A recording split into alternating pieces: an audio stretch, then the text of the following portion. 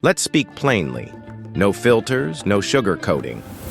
There's a quiet, insidious reason you feel exhausted, drained, like life is squeezing every last drop of your energy. And it's not what you think. It's not your to-do list. It's not work, pressure. It's not even your family troubles. It's something deeper, something that's grown into a silent parasite feeding on your existence, your over-availability. Think about it. You're always on, always ready to reply to a message, answer a call, show up when someone needs you.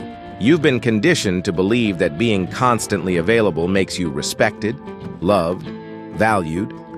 But do you want to know the perfect trap? It's the invisible chain that keeps you bound to emotional mediocrity. Constant accessibility doesn't make you strong. It makes you a captive. The more available you are, the less you are valued. It's a psychological law as old as humanity itself.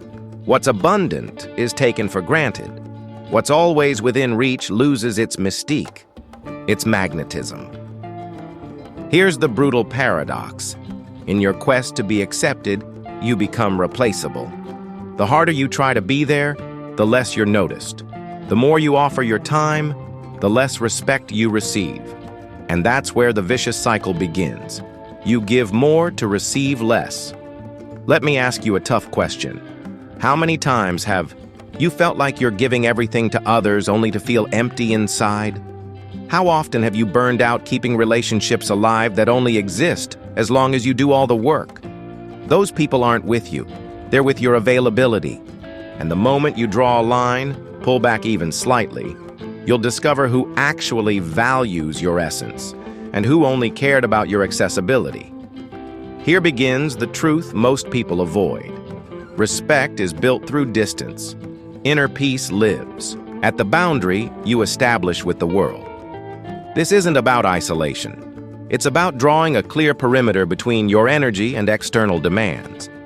People respect those who respect their own time. They admire those who know how to say no, who aren't afraid to disappoint by refusing to fulfill every whim. Human psychology runs on paradox. We crave what we can't easily have. The unattainable pulls us in like gravity. When you become the person who isn't always reachable, who prioritizes peace over popularity, your presence becomes magnetic. Your silence speaks louder than 1,000 words. Your absence echoes more than a forced presence ever could. Here's the core truth. Your hunger for external approval is your greatest weakness. As long as you rely on others to validate you, you remain emotionally enslaved. Every ignored message, every indifferent glance, every brush-off hits like a silent punch.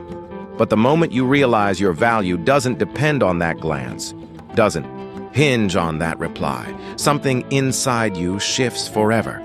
True strength lies in being alone without feeling lonely, in being your own source of validation, in embracing silence not as emptiness, but as wholeness. The person who masters silence masters interaction. The one who doesn't fear solitude becomes unstoppable in company. Etch this into your being. Overexposure wears you down. Over-accessibility waters down your essence. Being available to everyone means abandoning yourself. Every yes you give to. The world is a no you give to yourself. And do you know what happens when you live on autopilot, constantly pleasing everyone? You empty yourself. You dim slowly. You become a faint echo of what you could have been. Freedom begins when you realize you don't need to answer immediately. You don't owe anyone an explanation for your silence. Freedom starts when you stop asking for permission to prioritize your peace. Because peace, the kind you're searching for, doesn't come from other people's approval. It comes from the respect you have for yourself. Look around. The people you most respect, they're not the ones burning themselves out trying to be liked by everyone. They're the ones who hold their ground, who don't fear being misunderstood, who know that real respect grows from authenticity, not constant appeasement. Being selective with your relationships isn't selfish, it's emotional survival. You cannot build a fulfilling life if you're surrounded by people who only show up when they need something. Learn to spot the emotional drainers, the ones who come to take and vanish when there's nothing left. Don't be afraid to close doors. The ones you shut make room for those that truly matter. Deep connections need space. Space you can only create when you stop watering toxic ones. You're not obligated to maintain bonds that deplete you. You owe no one your energy at the cost of your well-being. Self-control is your hidden superpower. The ability to pause before reacting, to think before responding, to choose your battles with intention. Most people are slaves to their impulses. They react without thought. They reply without reflection. But not you. You can choose silence while others shout. You can choose stillness while others panic. In deep psychology, this self-governance is called internal sovereignty. It's the ability to rule yourself no matter the chaos around you. When you cultivate this sovereignty, the outside world loses its grip. Opinions become background noise. Social pressure evaporates like morning fog under the sun of your determination. Allow yourself to disappear when needed. Don't explain your absence. Don't justify your retreat. Mystery is a powerful ally. People fear what they can't decode. They respect what they can't predict. Don't give all the answers. Let them wonder. Let them imagine. In that uncertainty, real respect is born. True influence isn't exercised by yelling louder. It's established by controlling access to your energy. You don't need to be everywhere. You don't have to answer every message, attend every event, join every conversation. In fact, the more selective you are, the more valuable each of your presences becomes. Make silence your secret language. Let your actions speak when words are overused. Let your absence be a declaration of your principles. Remember, the energy you preserve today is the strength you'll need tomorrow to build your legacy. Social pressure is a collective illusion, sustained by mutual fear. Everyone is terrified of being excluded, forgotten, ignored. But when you break that illusion, you become magnetic. People can't help but be drawn to the one who moves outside the herd. Because deep down, everyone craves that freedom, but few dare to claim it. So here's my radical proposal. Step back. Observe the chaos from a distance. Conserve your energy like a strategist preparing their next move. Don't hand over your peace to anyone who knocks. Choose wisely who earns your time, your space, your presence. True victory in life isn't being remembered by everyone. It's being unforgettable to the right ones. It's not filling your calendar. It's filling your moments with purpose. Quality always outranks quantity. Genuine respect is never begged for. It grows from integrity. You're not a 24-hour helpline. You're not here to be everyone's emotional life raft. You're here to build yourself, to guard your peace like the treasure it is. Because at the end of the day, the only approval that matters is the one you give yourself. Walk with this certainty. Your energy is finite. Your time is limited. Your peace is sacred. Protect them like a guardian defending the last fortress, because in that protection lies your freedom, and in that freedom, your true power. Let's take this deeper, into territory. Most people never explore. Your solitude, not the loneliness born of exclusion or rejection, but the intentional, sacred solitude where your truest self is forged. Most fear solitude not because it's empty, but because it's loud. In the silence of aloneness, the voices you've silenced come roaring back. That's why we fill our days with noise, distraction, external validation, not because we need them, but because they shield us from the one conversation we avoid, the one we have with ourselves. Overavailability isn't just about other people. It's a distraction from you. You're so present for everyone else, you've become absent from your own soul. Here's the brutal irony.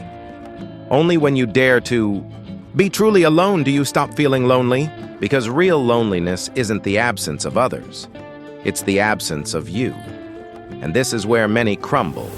Without external mirrors, without being seen, liked, needed, they don't know who they are.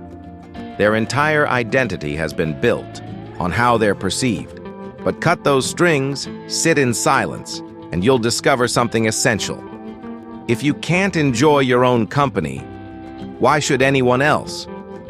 The people who radiate magnetism, the ones whose presence speaks even when they're silent, have learned to love themselves in the quiet.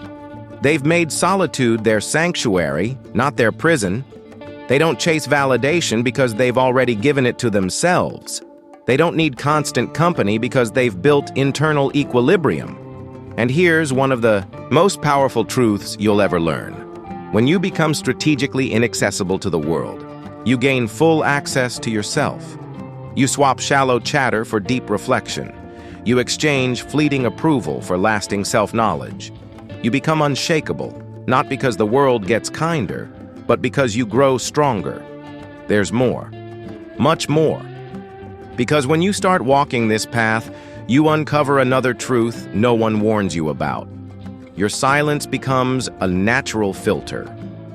Without needing to explain or confront, people reveal themselves. Those who were only drawn to your availability will drift. Those who value your essence will remain. It's poetic in its brutality. Your absence unmasks intentions. It stops you from wasting your time, your heart, your energy on connections doomed from the start. Because now, you're not chasing. The world starts chasing you. And not because you're loud, but because your presence has become rare, real, and refined. But let's go even deeper. Beyond well-managed solitude, beyond healthy boundaries, lies a psychological principle few apply. The anticipation of value. When people don't have instant access to you, their perception of your worth increases. The wait feeds imagination. Imagination builds reverence. What's rare becomes precious. What's reserved becomes revered. This isn't fluff. It's real psychology. Think about the things you deeply desire. They're almost always things you can't grab easily. Things that require patience, effort, time. And when you finally get them, you treasure them. Now apply that to yourself. When you stop making yourself constantly available, when you guard your space, when you choose your presence intentionally, you don't just elevate how others see you, you elevate how you see yourself. And here's the secret most avoid.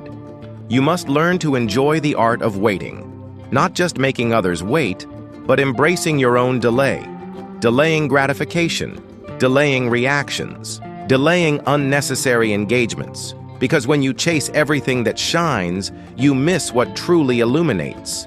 The one who waits isn't just strong, they're strategic. They know the best things in life don't come to the fastest, but to the most focused. Patience plus selectivity, that's pure power. It's not about closing every door. It's about opening only the ones that lead somewhere worthy. And this changes your entire rhythm with life. You stop being reactive. You stop dancing to the world's tempo. You start composing your own. Emotional autonomy isn't about needing no one. It's about depending on no one. There's a massive difference. Relationships matter, absolutely. But they're only healthy when born of freedom, not need. Freedom only arrives when you're willing to lose shallow connections to gain deeper meaning. So ask yourself honestly, how many of your current relationships exist only because you're always available? How many would survive if you started valuing your time, your peace, your space more than their expectations? The answers might sting. That's good. Discomfort is the gateway to real change. Withdrawing access doesn't make you cold. It makes you conscious. You stop wasting energy. You stop investing in emptiness. You begin directing your presence toward people and pursuits that matter. Because your energy is currency.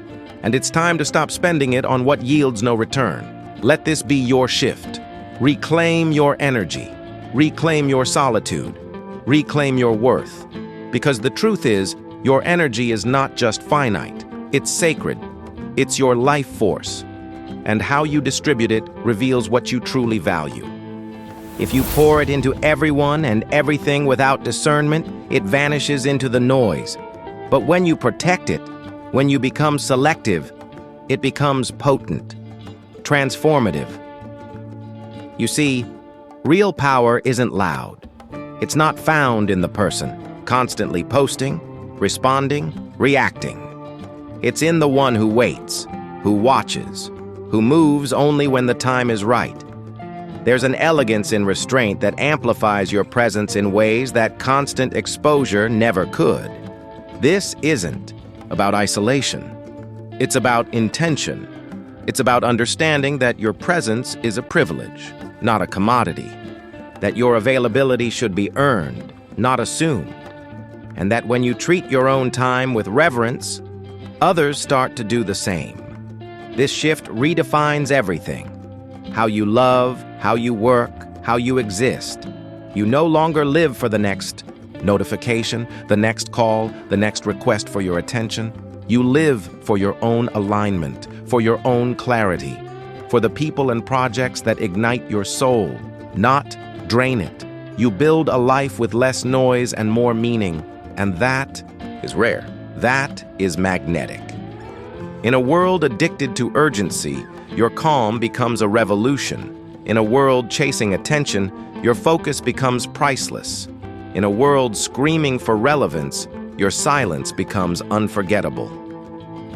So slow down, withdraw, and from that space of stillness, choose deliberately where you place your presence next. This is the essence of living with sovereignty.